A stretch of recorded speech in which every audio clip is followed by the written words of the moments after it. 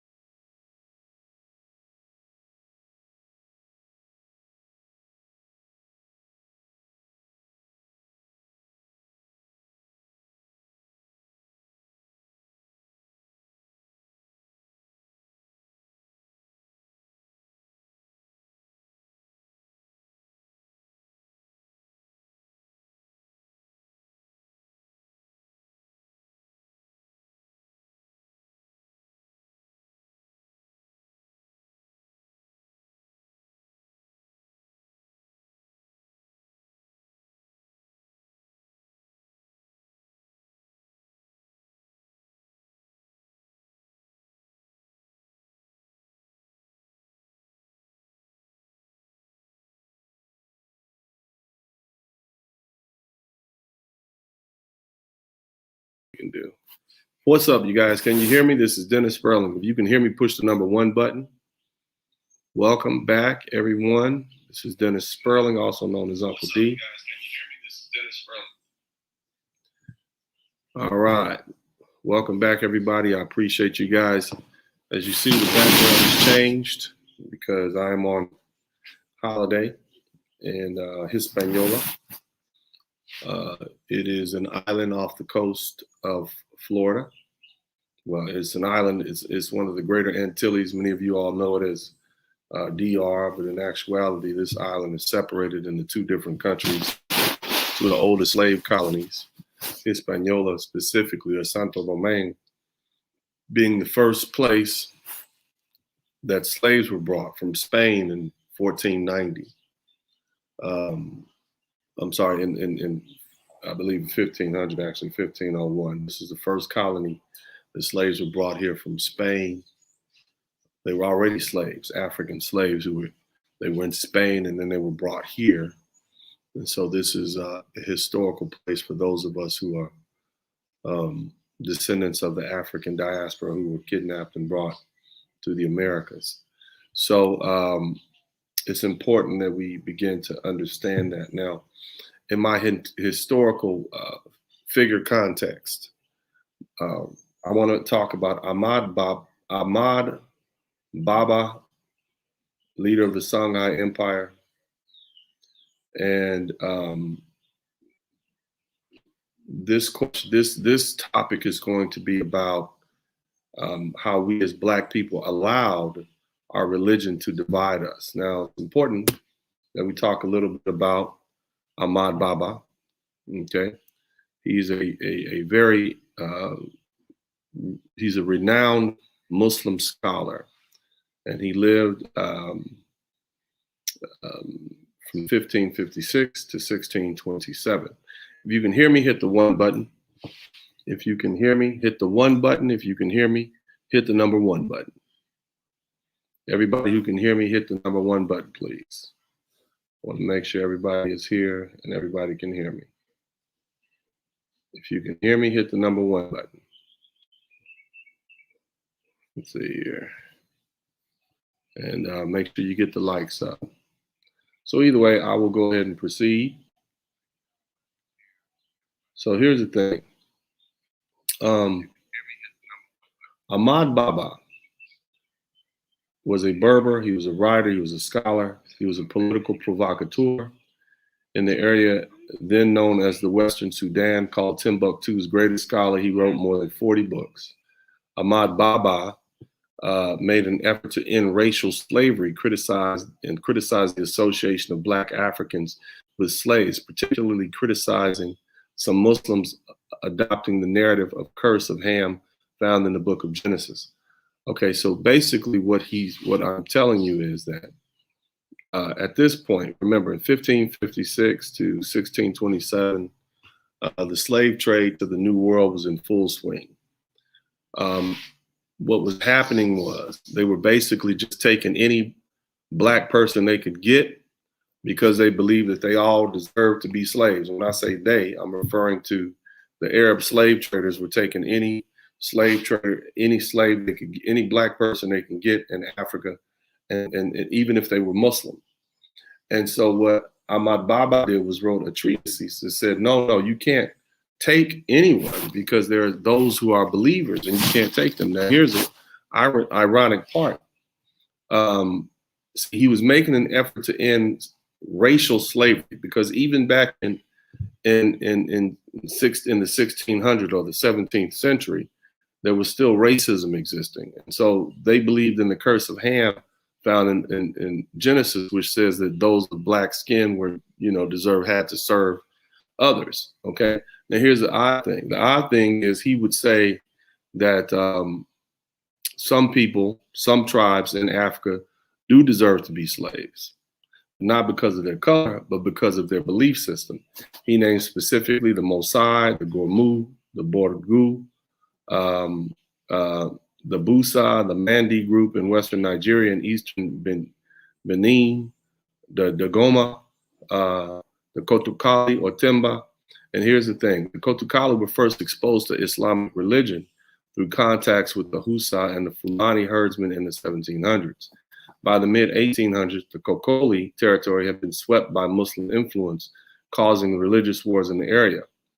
So basically what they're telling you is they had their own set of beliefs at that time, okay? Now, today they're primarily Muslim, but Islam was forced upon them. Now, here's another one. We always talk about the Yoruba tribe.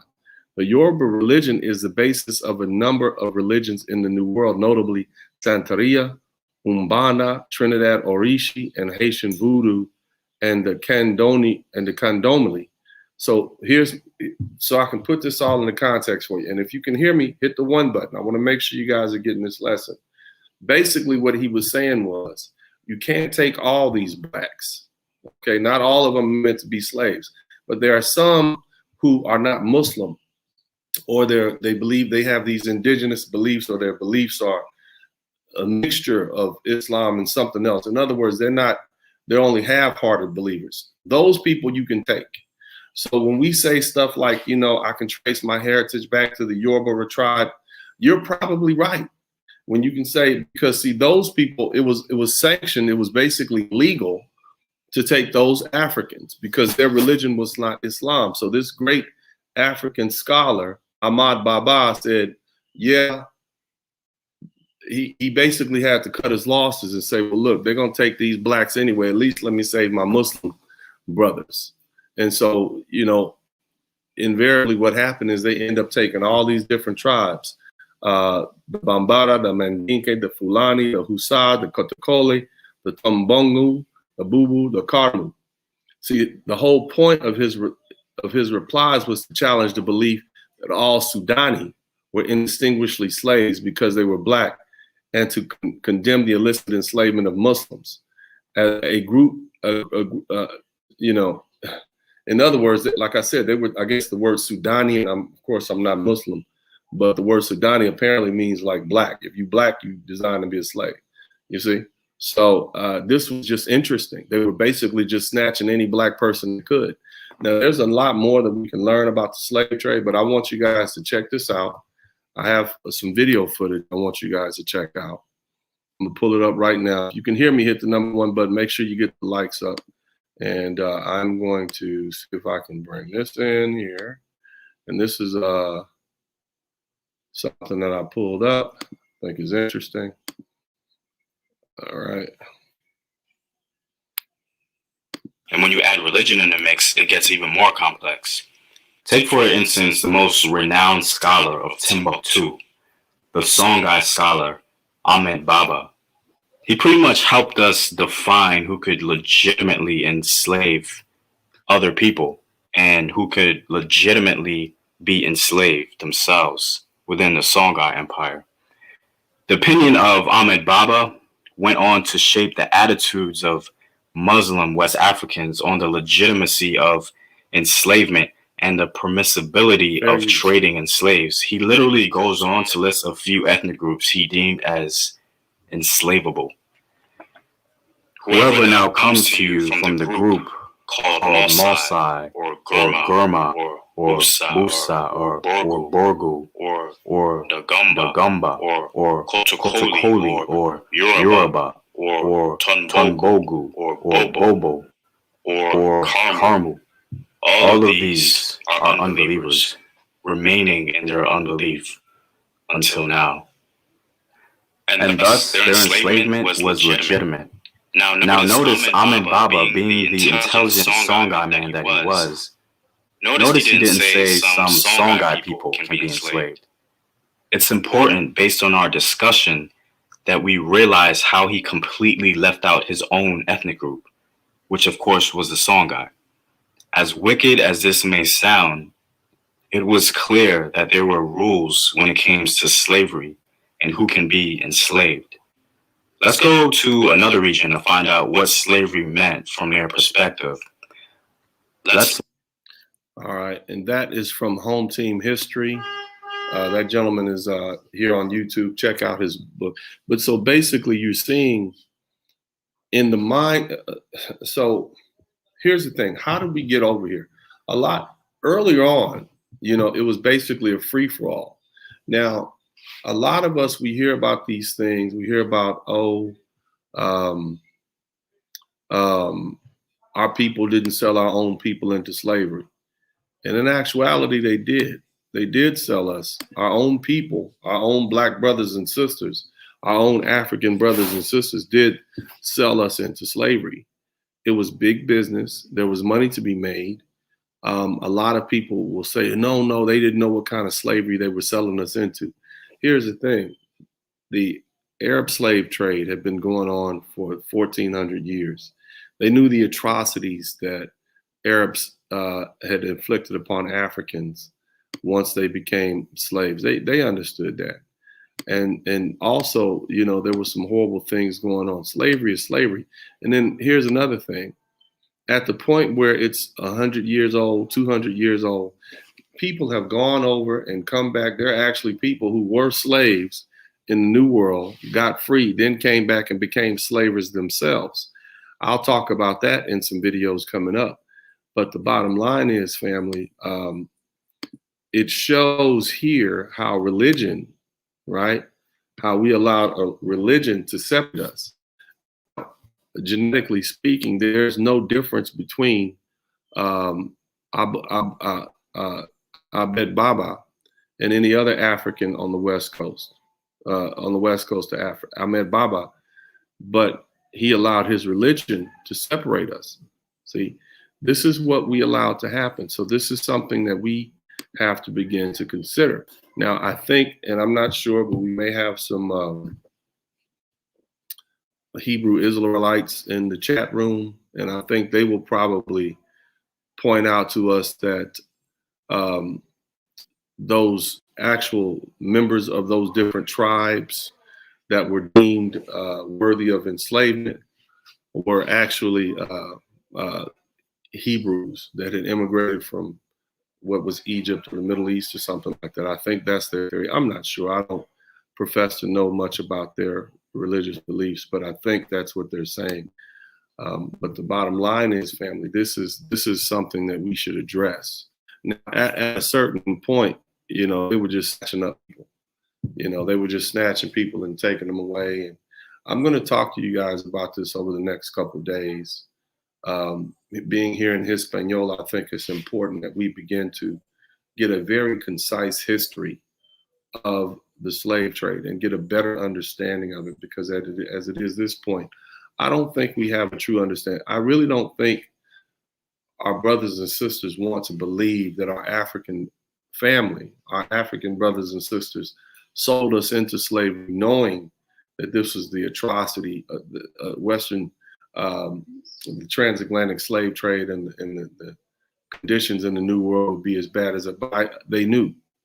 You see, and that's something that we have to deal with. We can no longer run from that. We have to understand that they were doing what human beings did, and that was in their best interest. Now, their saving grace is this, and we talked about Mansa Musa.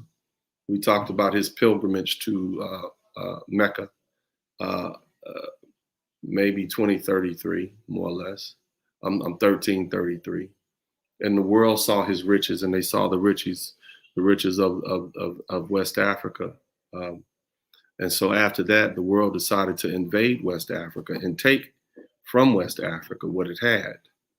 So it did. It came, invaded the Portuguese. All these people came and robbed and stole and waged war. And they basically robbed West Africa. So it reduced the people to poverty and made them weak. And then what did they do? They came and took their most vital resource, their people.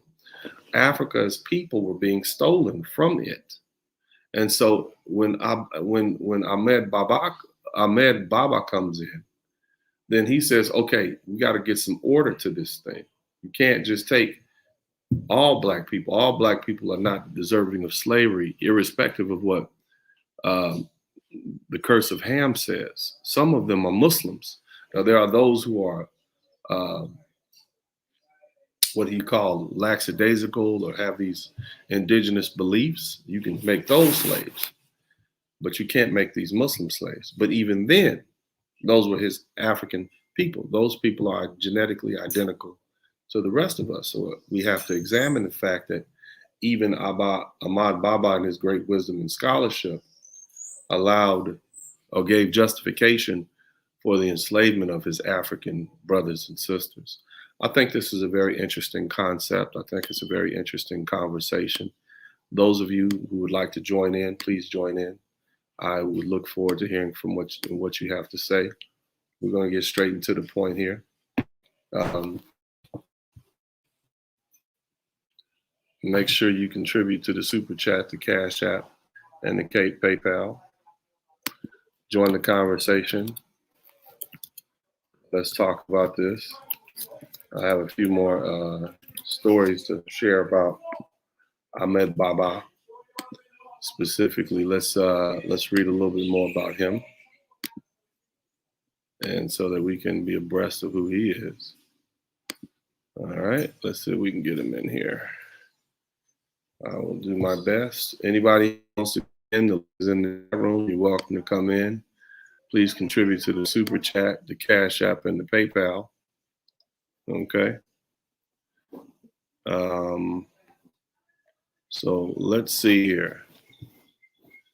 All right. A little bit about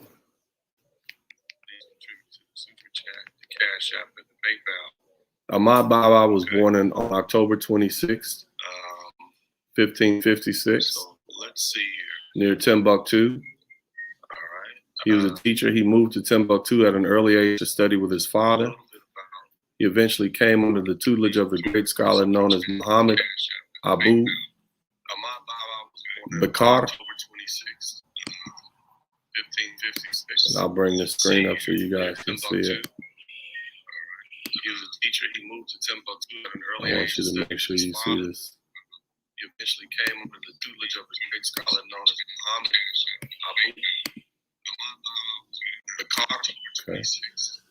All right. I'll bring this screen up so you guys can see it. Bring it up now. He moved to Timbuktu at an early age to study with his father. He eventually came under the tutelage of the great scholar known as Muhammad Abu Bakr, who would have profound influence on his intellectual development. Ahmad Bābā spoke highly of his professor as being one of the best of God's virtuous creatures, and that his like will never be found again, he wrote. All right. In his undergraduate days, Ahmad Baba asked Muhammad Abu Bakr to lend him a rare treatise on grammar.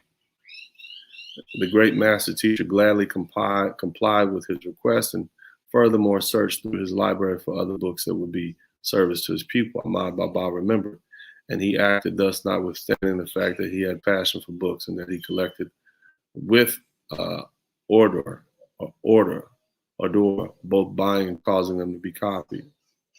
All right, so let me see here. I think he says when he arrived in Morocco, he was in prison. However, due to his great reputation of being one of the greatest scholars of his, so he had basically gotten basically trapped and in jail, put in prison, whatever. But the Arab scholars begged and petitioned for him to be released. In a Moroccan text from the period, Ahmad Baba was praised as the Imam and the erudite, the high-minded, eminent among scholars. Al-Abbās Ahmad Baba. He was released a year after his arrival on May 9th, 1956. That shouldn't be it. It's not 1956. That's incorrect. All of the believers were greatly pleased with his release, and he was conducted in triumph from prison to the principal mosque of Marrakesh. A great many of the learned men urged him to open a course. Now, I want to skip past this part because I want to just tell you who this guy is, right? So, you know, he's a big deal. He's a religious scholar, blah, blah, blah, blah, blah. Now, ironically, he had at some point had an audience with the sheikh, and he basically let him know how pissed off he was at the way he was treated when he got there. So this is what this black man did. He basically let him know he was pissed off at how he was treated, and you know, he didn't hold back. And so even in a situation where, you know, this man is in somebody else's, you know, he's just a religious scholar. He stood for what he believed in. Now, let me see. Dollar Will said there was no forerunner to chattel slavery. Slavery was not eternal, and the multi-generational beforehand. I get that, Dollar, and I'd love for you to come in and have this conversation with me. My point being that at what point after 400 years of slavery did they not realize what was going on? See, it's easy to say, oh, let's blame the white man. It's hard to say that our own brothers and sisters sold us into slavery. And yeah, we can say for the first 20 years they didn't know. From, I don't know, 15, we can say from 1501 to, you know, 1521 they didn't know, right? You know, maybe we could even, you know, we could say they didn't know for the first 100 years. You know, from the first slave being brought over, let's say they didn't know all of it. From 1501 to 1601, they didn't know. But at some point, Dollar will.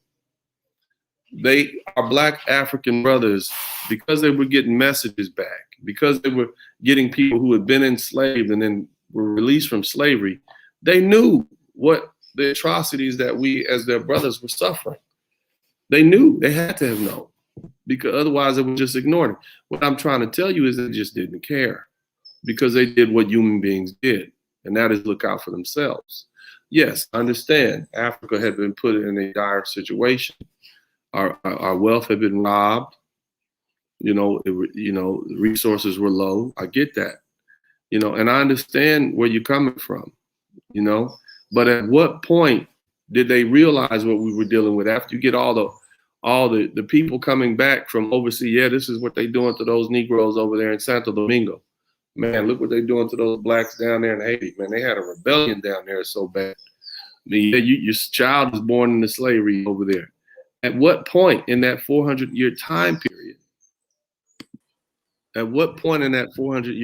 period, do we stop making excuses? You understand what I'm saying, Dollar? What's happening, brother? I'm good. How are you doing today? Good. Yeah, I think what the question you ask is valid, and we have to ask it in a way that's not rhetorical, because we have historians, and I don't think that we have put that question to historians of African history that are in the diaspora and continental African historians. And that, I'd say that's the first part. We have to, you know. I'm gonna ask you a question. You got straight to the point. At what point, after the first slaves were brought from Spain to Hispaniola, I believe it was 1501.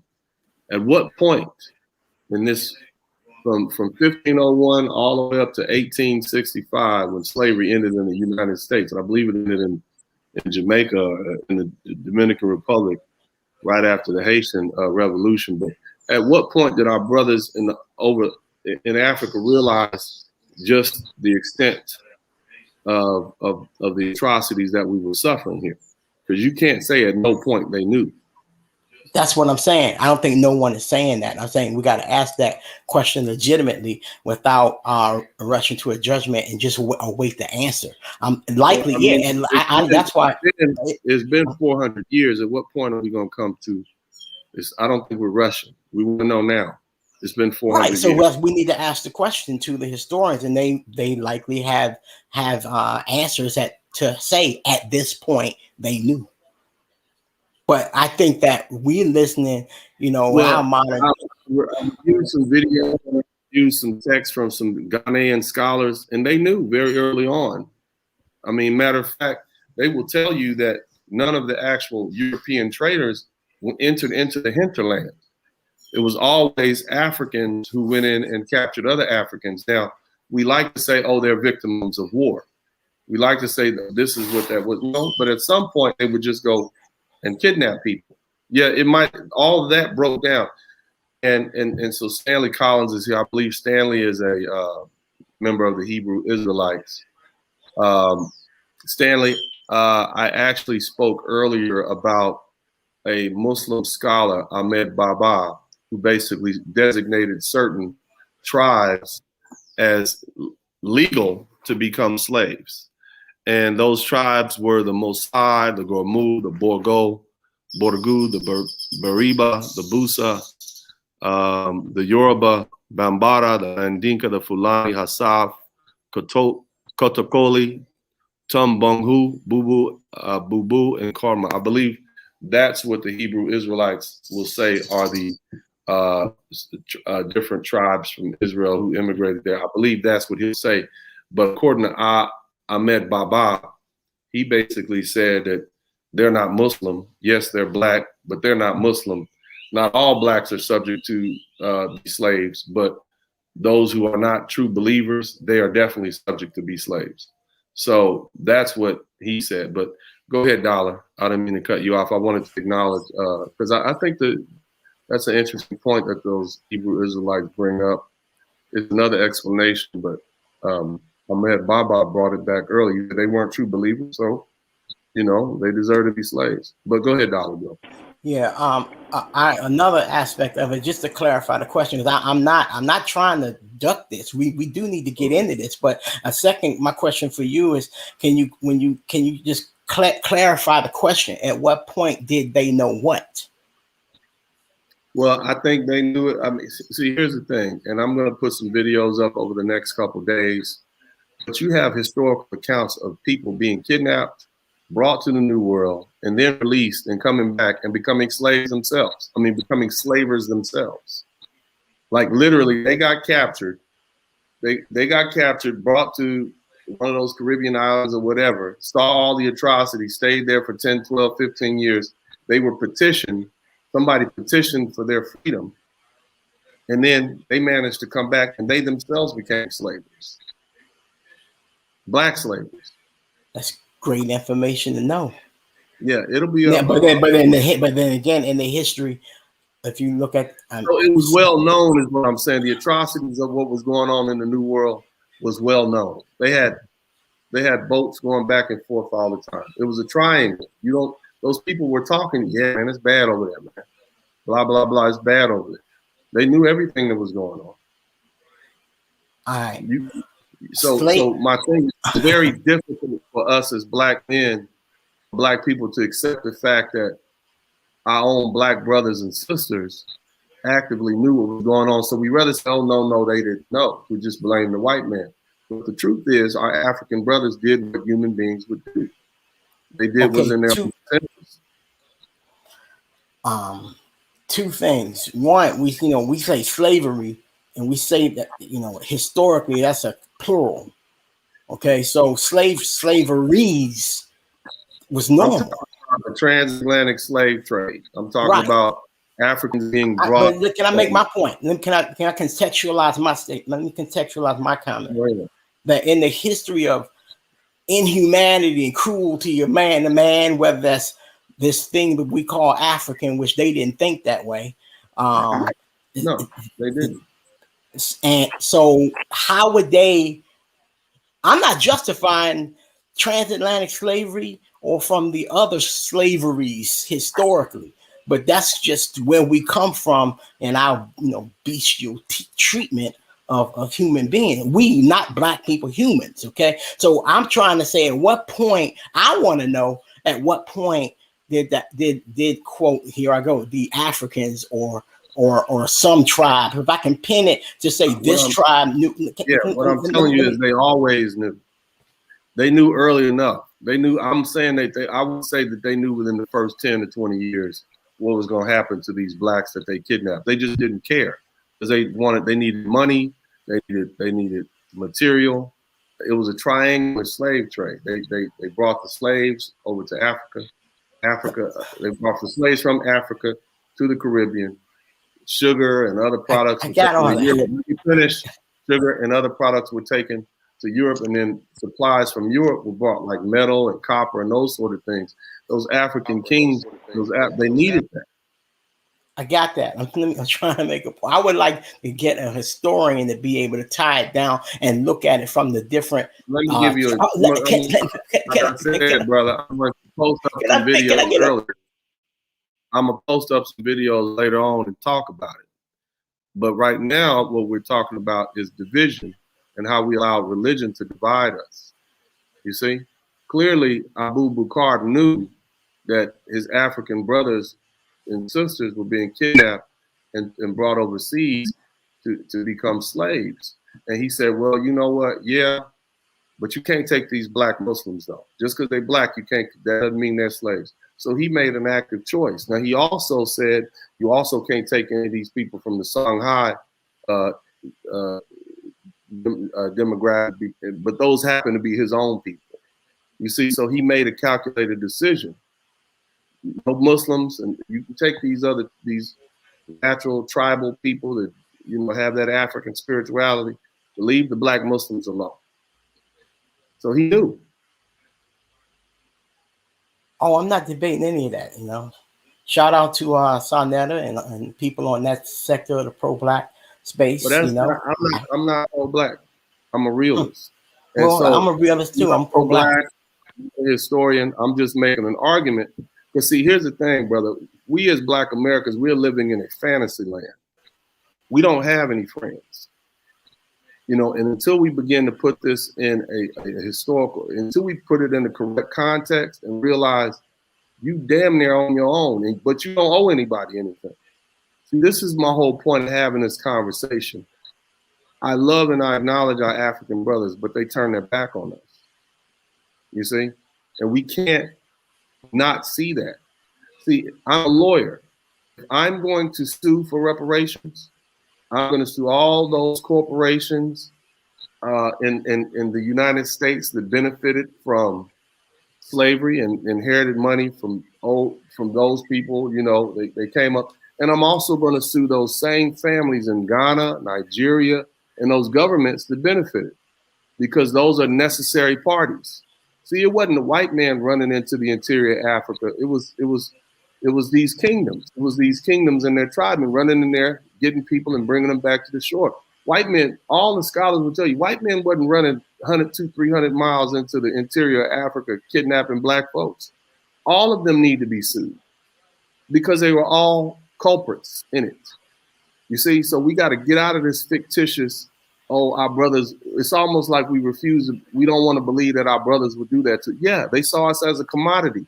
They needed something. They needed what the Europeans were offering. Yeah, now, and I'm gonna say this. Yeah, the Europeans had come in and they had robbed us. They saw what Mansa Musa had done. He had all his wealth, so they came and parked their boats off the coast, and then they went in and robbed us and took all our gold and left us in a deplorable situation. So we didn't have anything else to sell but each other. So we start turning on each other. They start turning on the weaker. The kingdom said, well, I need this. We go get them Negroes from over there and ship them to the white folks, and we'll get money for that. That's how it went. They did what human beings were supposed to do. All of them are culprits. That's what I'm trying to tell you. And that we can't soften that anymore. We have to acknowledge that they were all culprits. They were all culprits. And no matter, and we hate, oh, well, you know, they didn't know what they were doing. They did know what they were doing. They knew exactly what they were doing.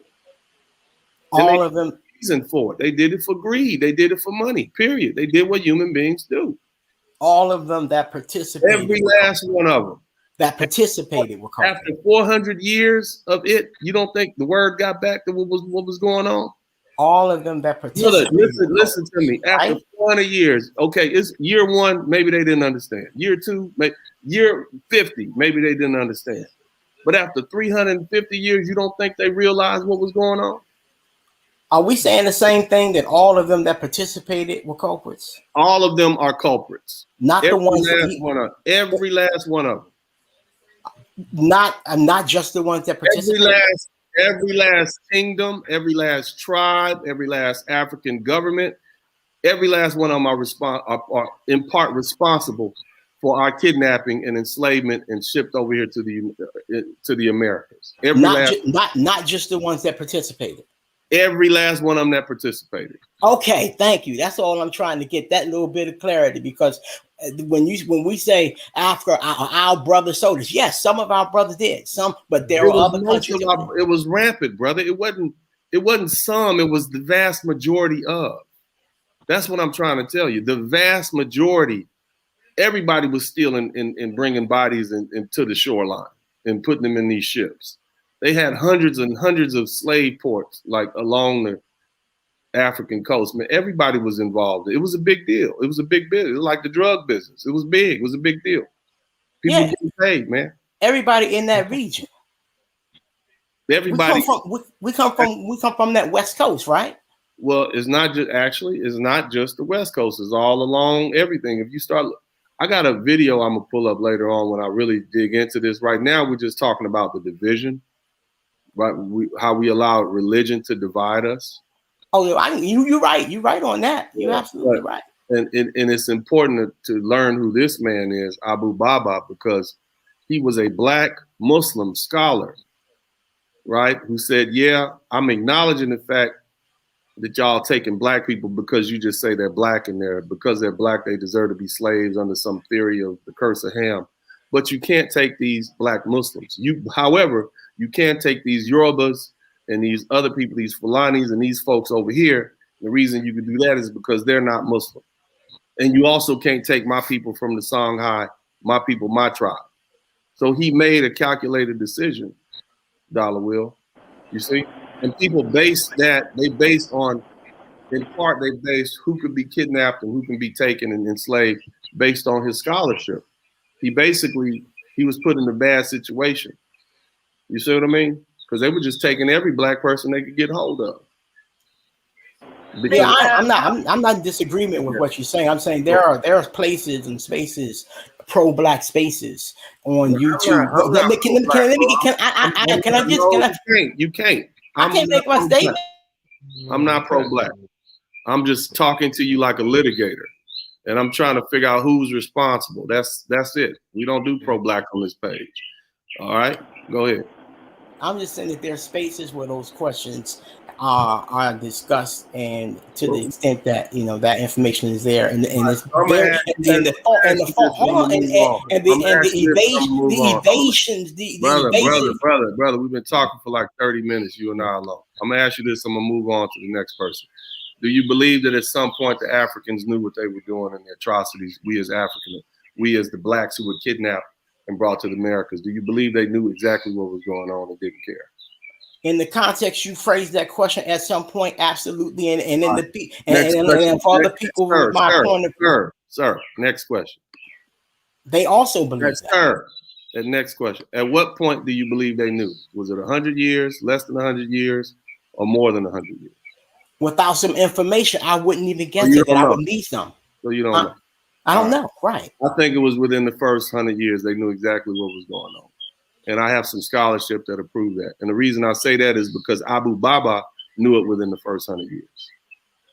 And he was a scholar. And that's what his scholarship was about.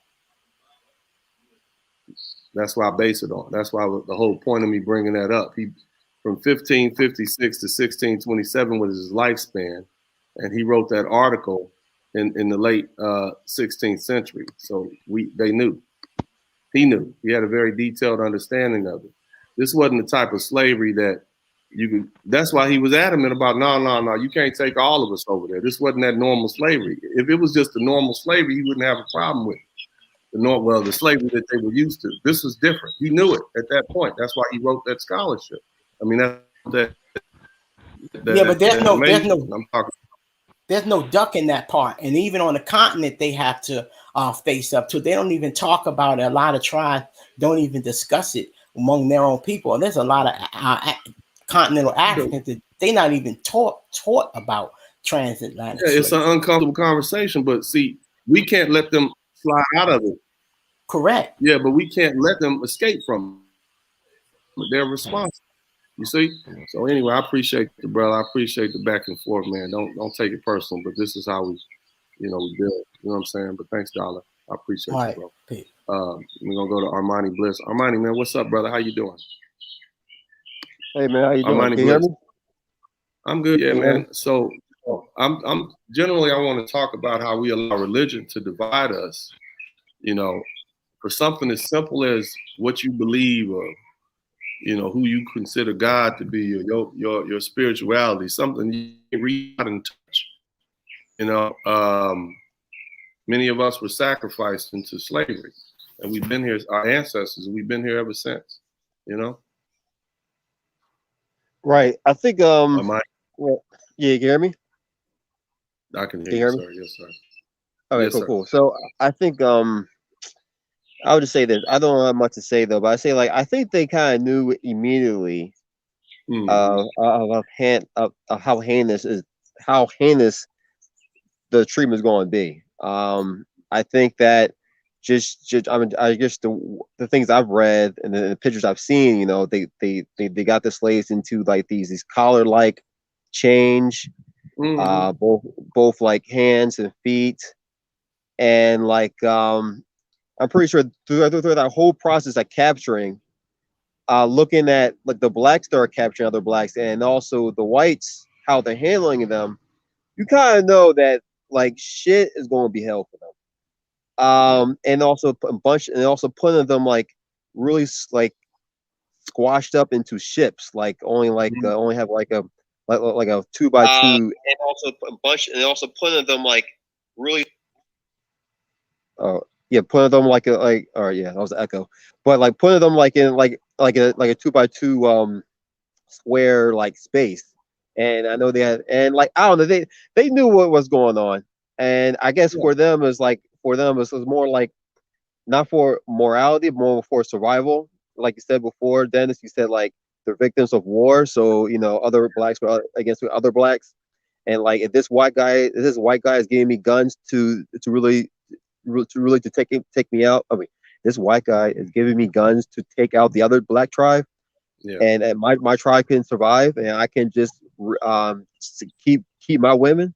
I may have to do that. And I know that seems wrong though, but it's John, like you said before, Dennis, it's just it's basic human nature. So I mean, nothing new. They survived. They did the best they could to survive. I mean, it is what it is. But as looking at it as a litigator, I'm suing everybody.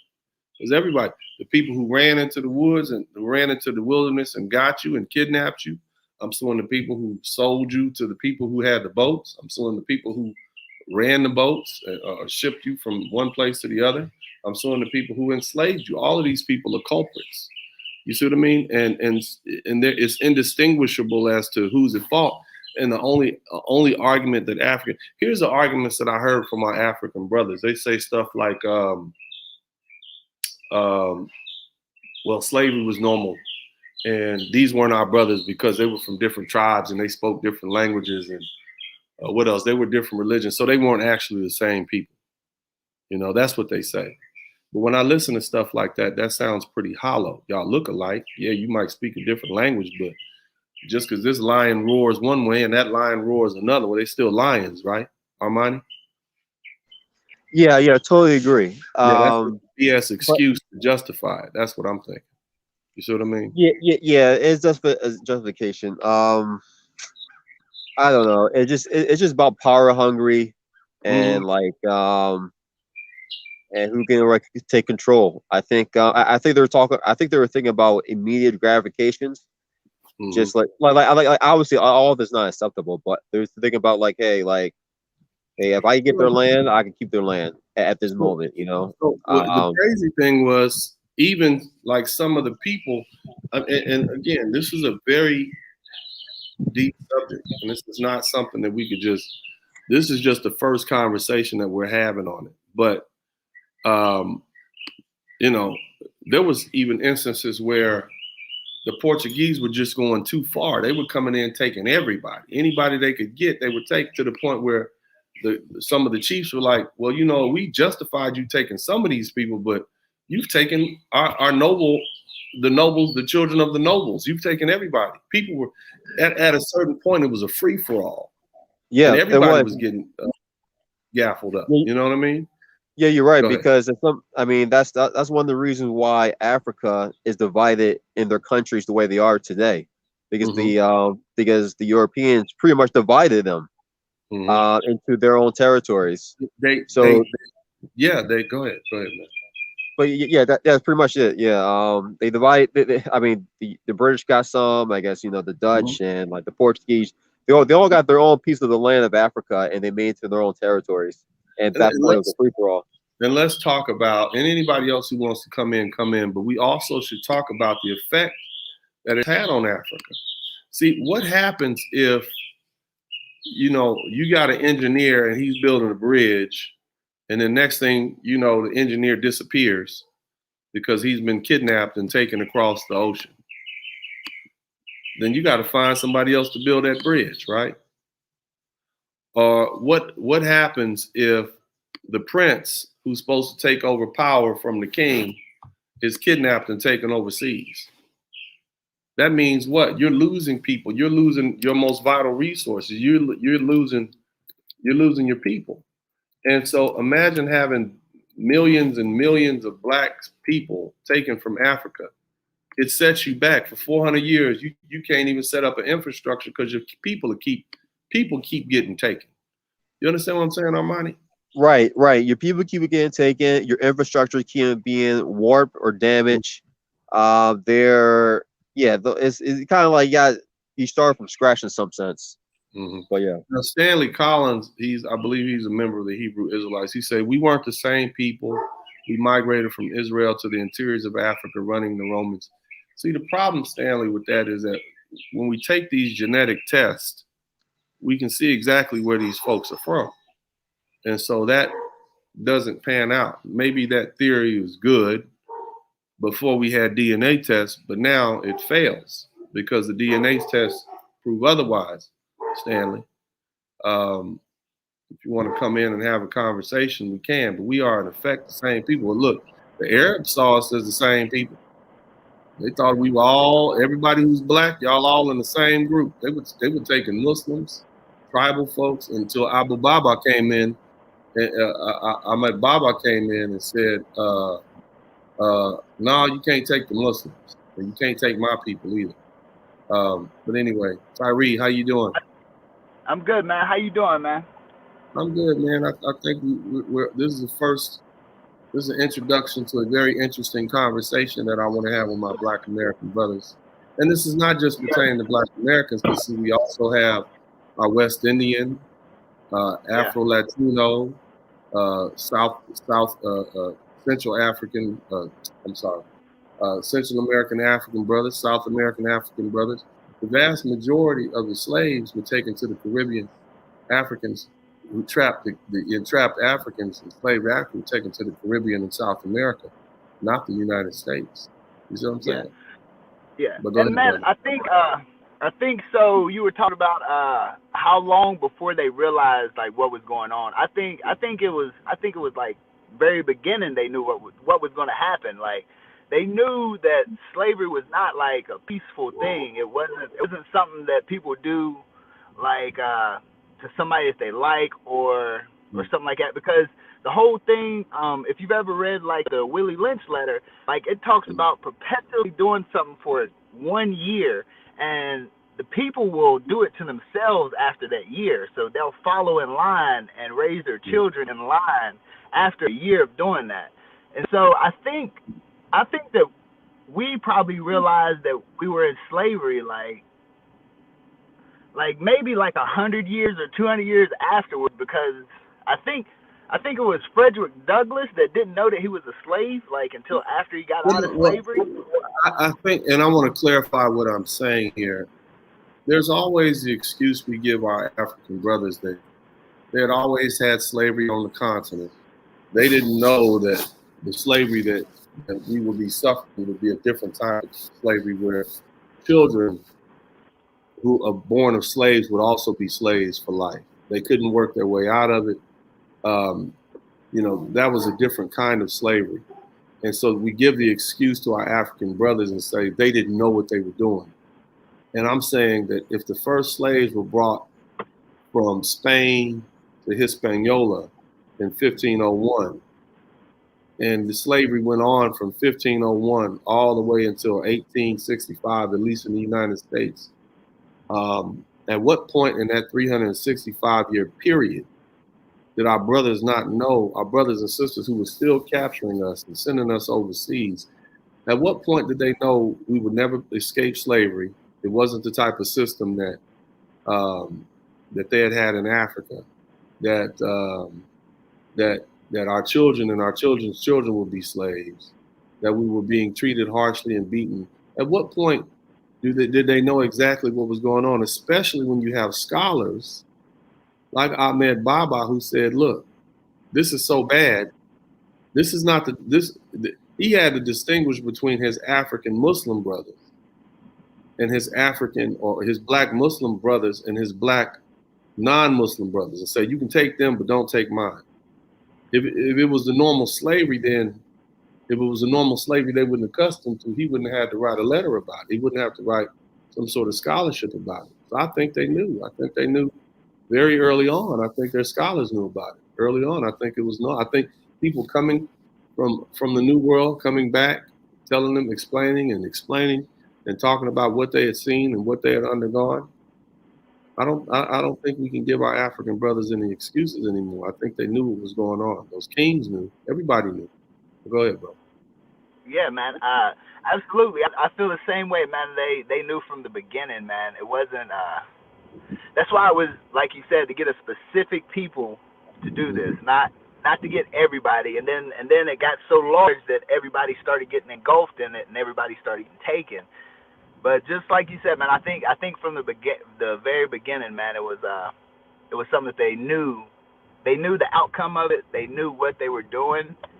But I feel like as a human being, like your thing is, hey, I'm gonna capitalize on whatever it is around me. If I can sell this over here and make some money off of it, then I'm gonna capitalize on that. And then it eventually just started moving into human beings. Like, I'm going to capitalize on this weaker person over here and get them to do what I don't want to do. You know what's crazy, man? And I'm going to ask you this, Tyree and Armani. Like, we act like this is, like, not unheard of. In our lifetime, we've seen black people sell drugs, hard drugs like heroin and cocaine to each other to make profit, knowing what it would do to our brothers and sisters. Children coming out with deformed fingers, children with mental issues. We see what it was done, but we did it anyway. What was our excuse for doing it? Well, if I don't do it, somebody else gonna do it. I gotta make money to feed my family. It's either me or them. So we've done this before. This is not something that's not unheard of in our community. And I'm talking about as late as the 1980s and 1990s.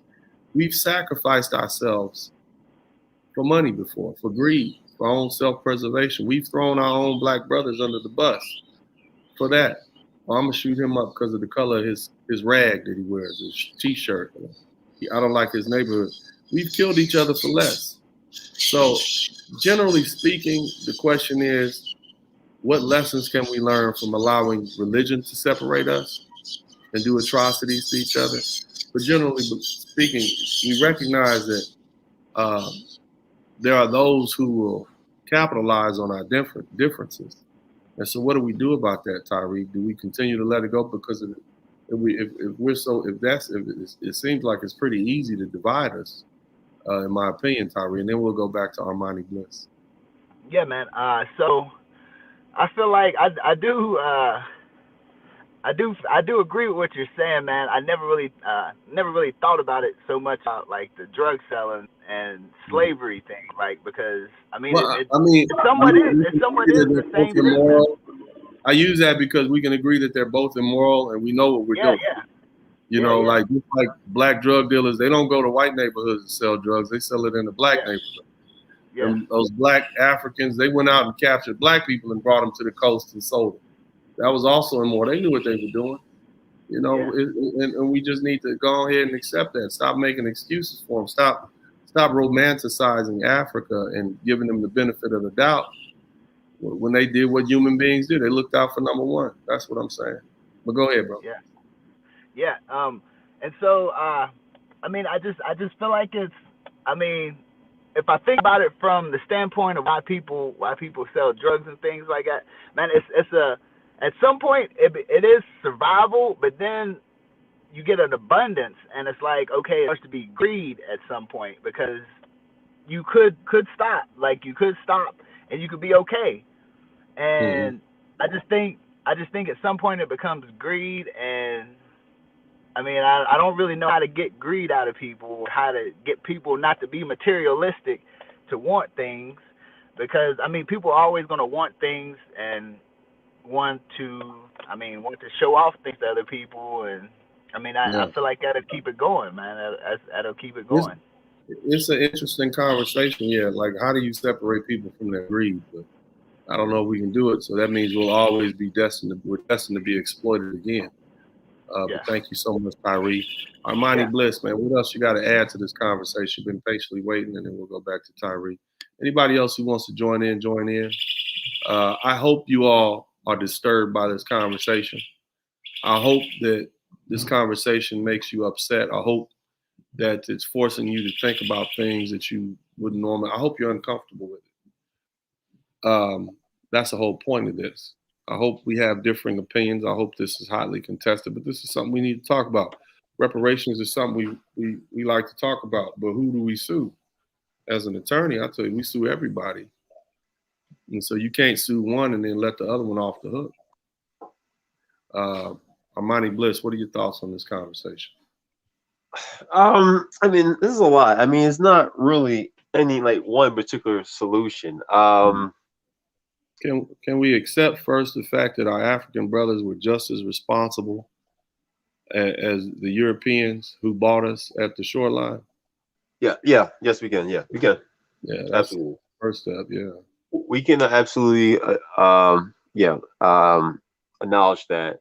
But like you said, how to get out of that it's hard, because I don't believe it's only just blacks on blacks. I think it's also other races too. But I think we're a little bit different. It's just a human thing, basically saying. Yeah, it's just a human thing, and we are the least educated, least wealthy people, and if we can't get it from, I don't know, it's just easier to exploit people that you already know.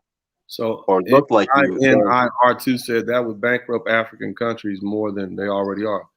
But so what, brother? Look what. Yeah, okay. Well, who cares? I'm not justifying. No, it's just I don't know how to get out. There's a gentleman in the chat room saying if we got our reparations that they owe, along with what the United States and these other European countries, would bankrupt African countries. But look what they did to us. Yeah, why do we care about their? They haven't offered us a lifeline. But go ahead, brother. Yeah, I wouldn't care about other African countries. I mean, not in the bad way though, but it's just like we should care about ourselves first and then move on to others. But because it's like they cared about themselves first. right, right. It's not even that. Like, I mean, as an American, you should care about your own people, then other countries, not the other way around. So even though African countries may suffer, I mean, we should come first. I mean, absolutely. That shouldn't be a question. That should not be any kind of question, because their loyalty is them, not to us. Well, see, my thing is there was a wrong that was done, and everybody responsible should compensate African Americans for that wrong. I mean, if we can trace these, let's say we can trace the Ghanaian government back to the point where it was a kingdom, and that king authorized the capture and selling of certain people within its kingdom. And that kingdom, that government inherits the responsibilities and liabilities of that kingdom which it took over, you know. So you got to pay, period. Everybody gets sued. The companies, the insurance companies that insure the Africans, everybody gets sued, and let the court sort them out. That's what I'm saying. Right. I think at this point, right, to really fix this, and this is like a fantasy thing, right? This is kind of like if everything was perfect, at least for the black people are in America, whoever they are, if African Americans from the Caribbean, Africa, doesn't matter. But black people in America, this only way we can actually. And Randall, this guy named.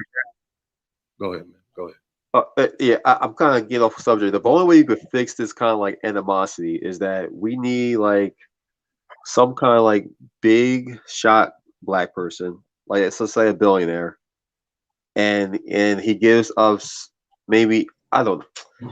Now, it's too complicated to talk about it, but I was going to say somehow give us. There's another avenue we can take, but I want to. Randall says, so what? They didn't care about us, right? They didn't care about us, brother. That's what I'm trying to tell you, and we need to stop romanticizing what our African brothers did. It's they didn't know they were selling into slavery. After 350 years, they couldn't figure that out. Just stop saying that. It just sounds ignorant. You know, don't give them the benefit of the doubt like that. Assume that they did know exactly what was going on, at least after the first 20, 30, 40, 100 years. They knew exactly what was happening. They knew they knew the type of slavery they were selling us into. They got the reports back. They knew what was going on, period. They knew it.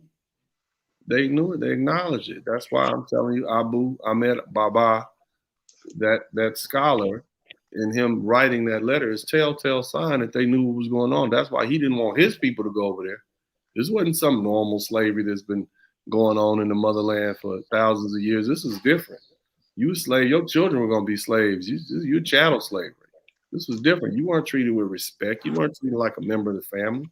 You were treated like the horses and the cows and whatnot. He knew. That's why he didn't want his own people to go. You see? In the motherland, sometimes a slave could end up becoming king. You were just more like a servant. You weren't going over there to be a servant. You were going over there to be a piece of property. And Ahmad Baba knew it. And that's why he wrote that scholarship. I'm like, okay, if y'all gonna take them, don't take my people. Don't take my people. Leave the black Muslims alone. Y'all can take them Yorubas and Fulanis and all those people, those non-believers, but don't take my people. You see what I'm saying, Armani Bliss? They knew. They knew. And right. He wrote that back in, I believe, 15. When did he write that? He wrote that article back when he got to Morocco in 1592 or something like that. So he knew. But go ahead, bro. What else you got to say? Yeah, I mean, so like, yeah, I mean, yeah. They knew. I guess this conversation is about just really acknowledging this. Yeah. But at this point, don't have animosity between anyone, because we still need to stick together. I mean, I don't know. We got animosity for the part that white folks played into it. You see what I'm saying?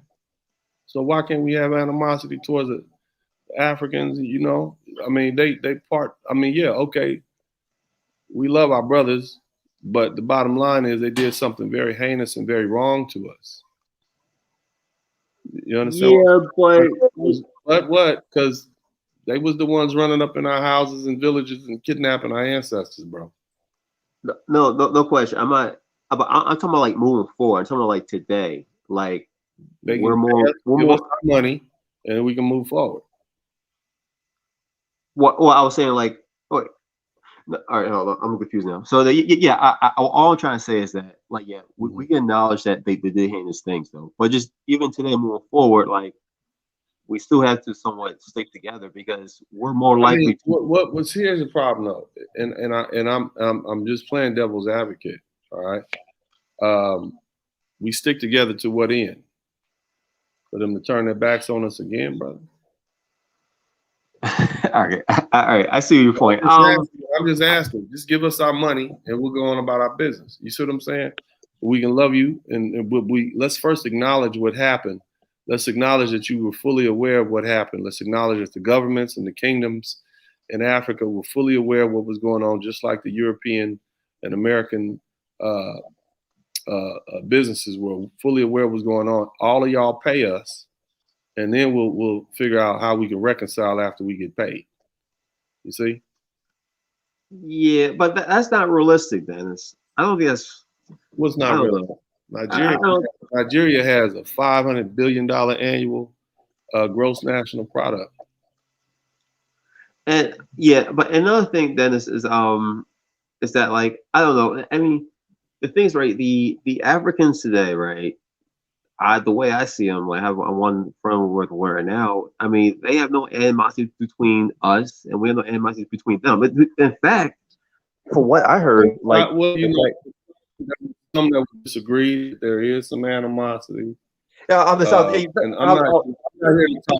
not here to talk about animosity, but you know, there's still those differences, and when our African brothers and sisters come to the United States, they voice those differences, you know, even sometimes our West Indian and Afro-Caribbean brothers. But the bottom line is they need to pay us, and they can feel how they want to feel. Just pay us. You see what I'm saying? Yeah, but the thing is, right, even though like you go to Nigeria and they say they did X, Y, and Z, but how can you prove if that Nigeria was actually from? How you can prove that tribe was from Nigeria? Like after the slave trade, they couldn't move on. They have written records. They have scholarship. They got where they were picked. They got records. You know, they know that this port was here, this port was there. That was sanctioned by this king, that government, whatever. They have records. They even have treaties signed between European governments and different African tribesmen. You know, the great thing about Europeans, they always kept good records. So what my whole point is, we need to stop romanticizing our relationship with our African brothers and just acknowledge it for what it is. At some point, very early on, they knew exactly the type of slavery they were selling us into, and they didn't care because they put profit over our humanity. That's my whole point of having this message. Right. Yes, they justified it by saying, well, there's a different religion, and therefore, yes, we're not the same people. You know, same thing that Stanley Collins is doing here. He said, well, they sold us because we were a different religion. We're not the same people, even though genetically we're identical. You know, so you know, and that's the same thing. But go ahead. No, I got nothing else to say. Okay, I appreciate that, man. Thank you. You guys appreciate the honesty of this conversation, because this is not a joking conversation. This is not something that I know it's a different tone and demeanor than I normally have, and you guys probably didn't expect this to come in. But these are the type of conversations that we as Black men need to have. We need to talk about it. You know, we need to be honest with each other. See, if we can be honest with each other and say, yeah, you know, y'all was wrong to us. You can't sit there and say you didn't understand what kind of slavery you was telling us into after 350 years. You knew after the first 20 years. You knew exactly what was going on, what was happening.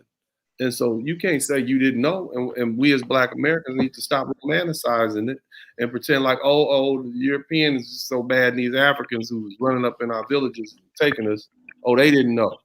No, you can't pick and choose who. All of them need to pay reparations, period. Every last one of them. And then after that, then we can come to some sort of understanding about where we'll move on or how we can move on from there after you give us our money. I think China. I got a question. Go ahead, Tyree.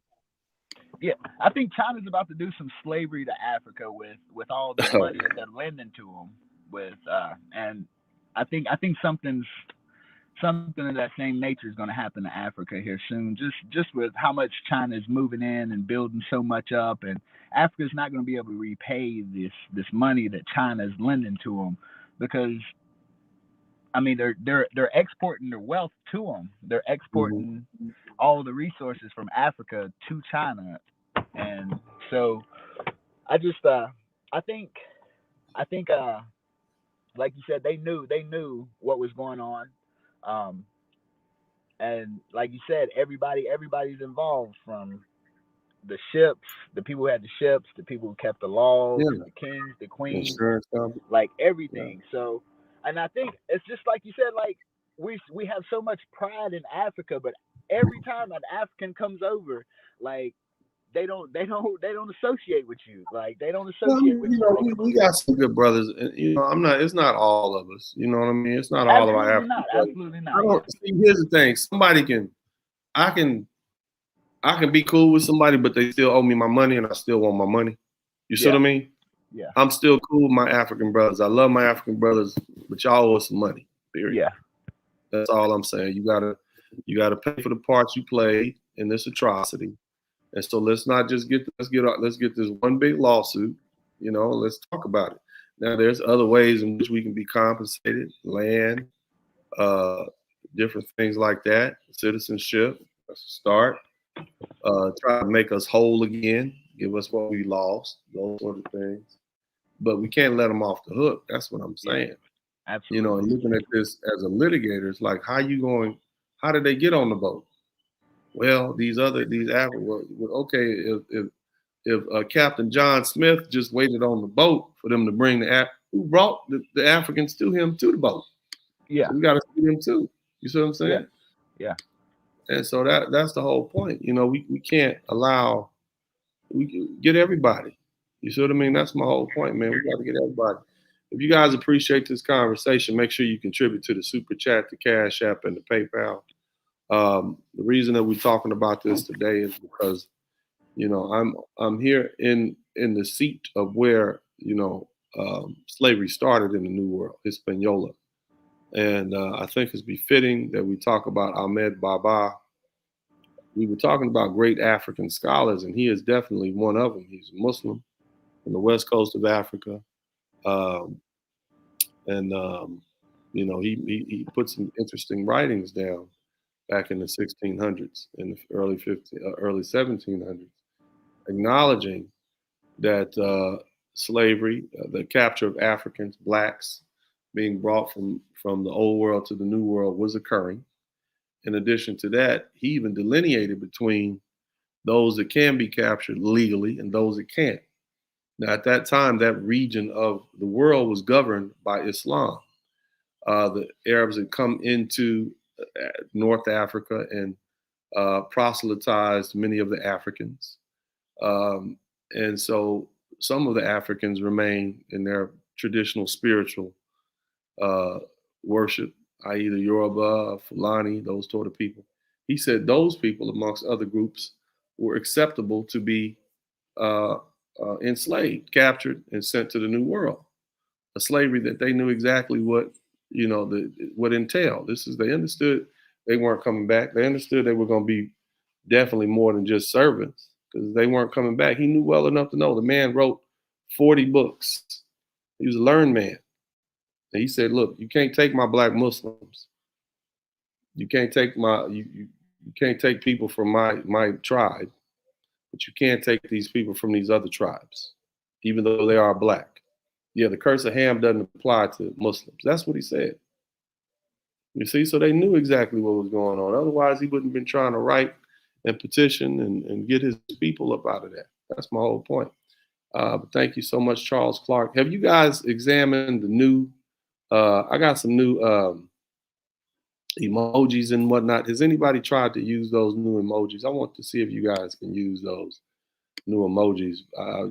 I got my membership up. So try that if you will. Armani Bliss, how you doing? You got a couple of them. You had one more point you wanted to make. Yeah, I mean, one more point about the suing, the lawsuit.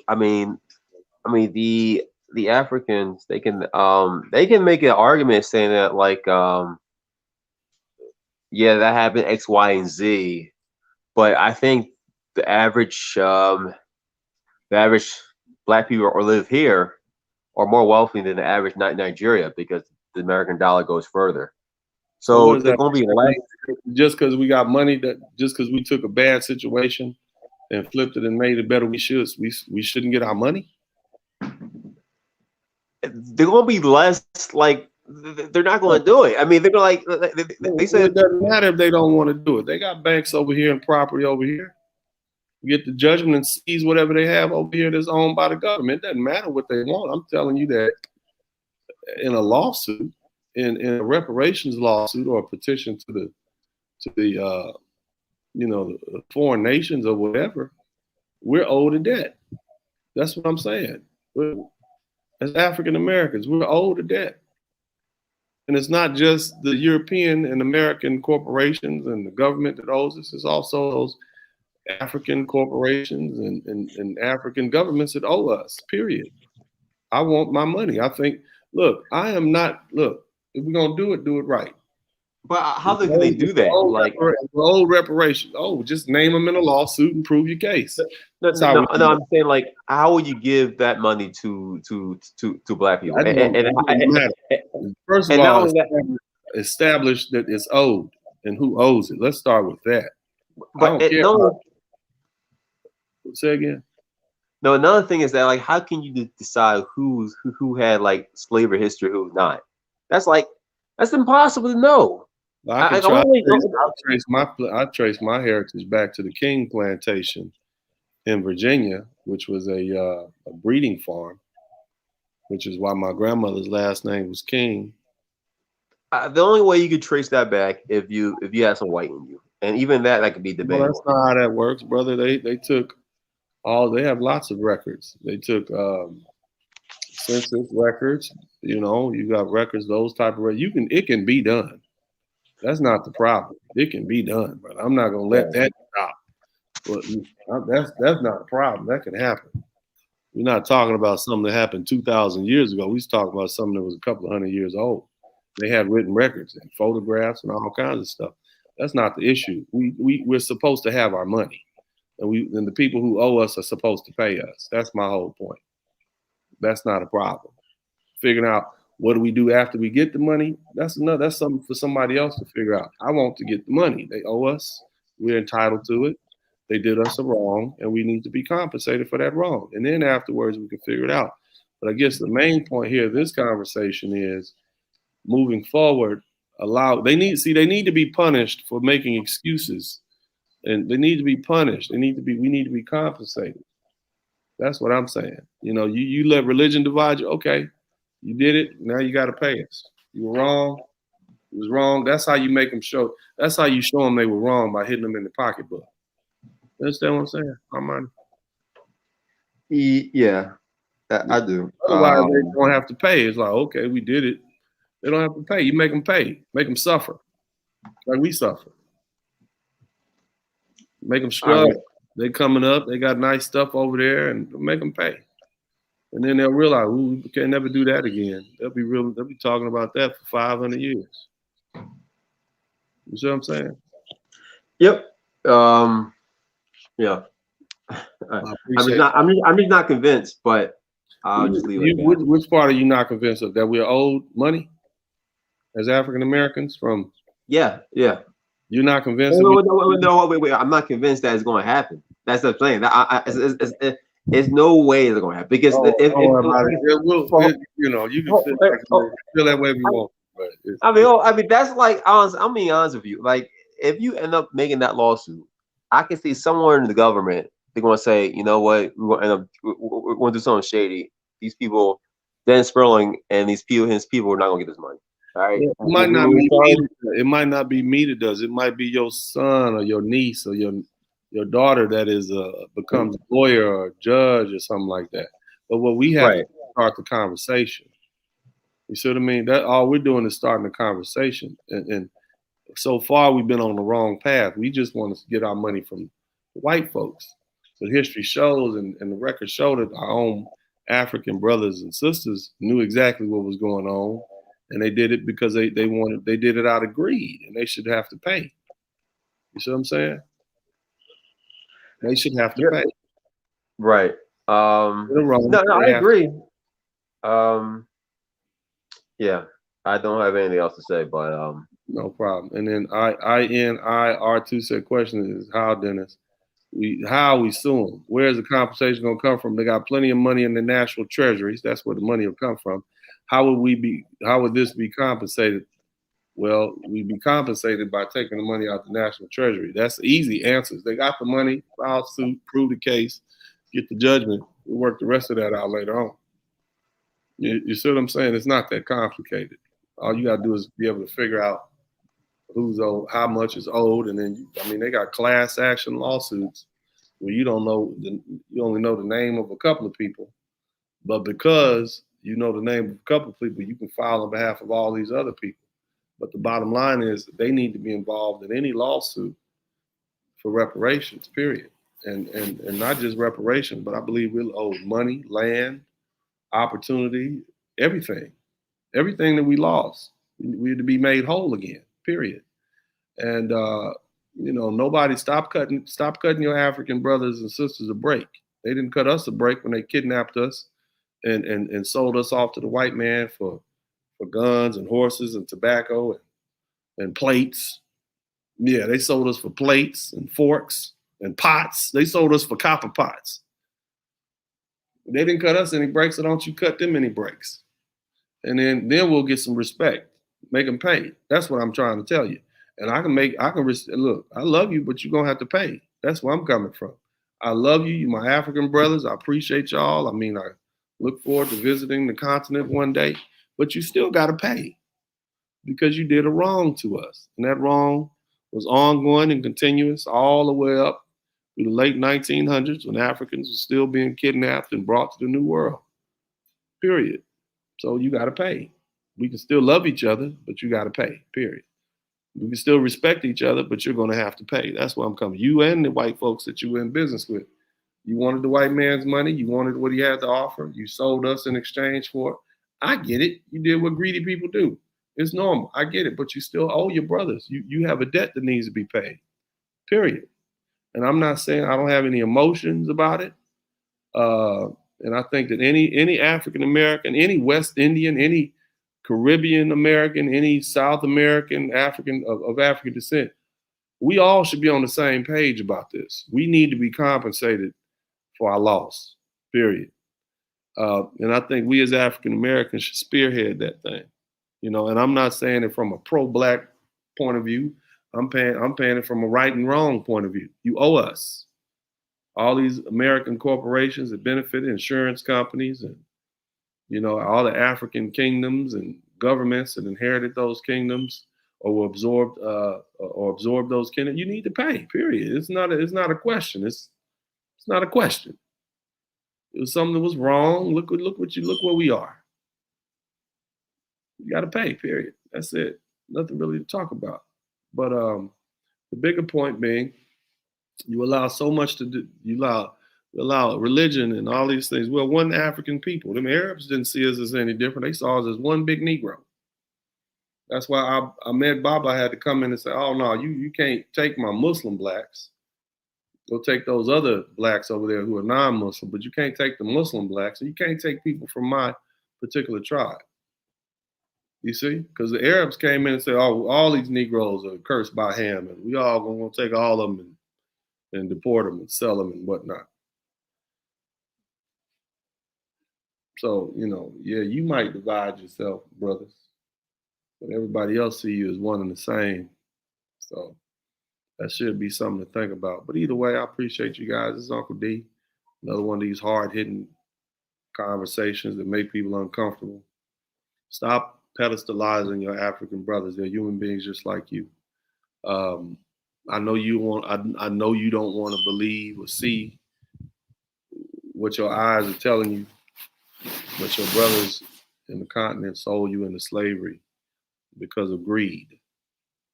and they knew exactly what they were doing at a certain point in the 350 years of slavery, from the early 1600, 1501 to 1888 or whatever. They knew at some point. They knew. You can't say 300, almost 400 years go by and you don't know what you're doing. That just sounds silly. At some point, the reports got back to what the conditions were like in the New World. They were working them. Man, y'all sending all these slaves over here from the Gambia down to Brazil. Why y'all need so many blacks over there? Aren't they doing all right over there? Aren't they like service? No, we working to death. A year later, they dead. So we need more. Keep them coming. We working to death in the Caribbean. We need more. Keep them coming. 1 million, 2 million, 3 million, 4 million, 5 million, 6 million, 7 million, 8 million. Some say upwards between 12 to 100 million Africans. At some point, you got to start asking yourself, where these Africans go? At some point, the chiefs over in Ghana and Nigeria and Togo, Benin and the Gambia and all these different places, well, why do y'all need so many? Oh, it's because y'all work them to death and they die within a year. Oh, that don't sound like the conditions that were going on in Africa. The sheer number of bodies the sheer number of Africans that were being kidnapped and sold should have let them know exactly what was going on. We work them to death and we need a new crop, period. We're not feeding them. We're not taking care of them. We're just working them to death, feeding them what little they need to survive. And we're going to come back over here and get a new crop. You can't tell me that they thought that the slavery that existed on the continent was the same slavery that was existing in the New World at the time. Only a fool would say that. The sheer volume of people being kidnapped, worked to death, and brought back. Kidnapped, worked to death, and then and gotten rid of. You stupid at this point if you think that they thought it was the same type of slavery. It wasn't. So we can move past it as Black Americans, as Caribbean Americans, as South Americans. We can move past it, but you got to pay us. You African countries, I love you, brothers, but you got to pay us. Ghana, Nigeria, Togo, Benin, Gambia, Senegal, you got to pay. It may not be this generation, but you're going to have to pay one way or the other. Period. Either way, it's Uncle D. I love you guys. I'm out.